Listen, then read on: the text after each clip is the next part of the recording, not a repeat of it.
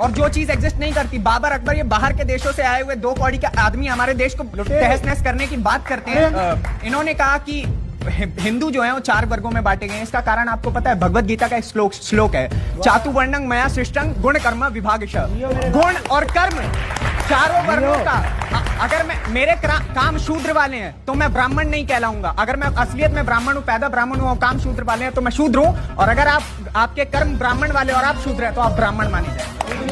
सवाल नंबर 1 जो तुम कमेंट बॉक्स में हिंदू हिंदू कर रहे हो, पहले ये जा करके पढ़ लो कि जो हिंदू वर्ड है, हिंदू जो शब्द है वो कहां से आया, किसने वो शब्द तुम्हें दिया। जाकर पता चल जाएगा कि जिनको तुम दिन रात गालियां देते हो उन्होंने ही ये शब्द तुमको दिया है।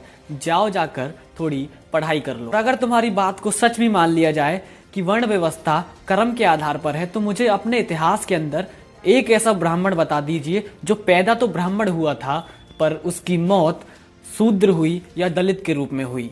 और वही मनुस्मृति के आधार पर ही शूद्रों को तो वैदिक पढ़ाई का अधिकार ही नहीं है। तो ये बताइए, बिना पढ़ाई के कोई शूद्र कैसे ब्राह्मण बनेगा। जाइए पहले व्हाट्सएप यूनिवर्सिटी का ज्ञान छोड़कर थोड़ा किताबों पर ध्यान दीजिए।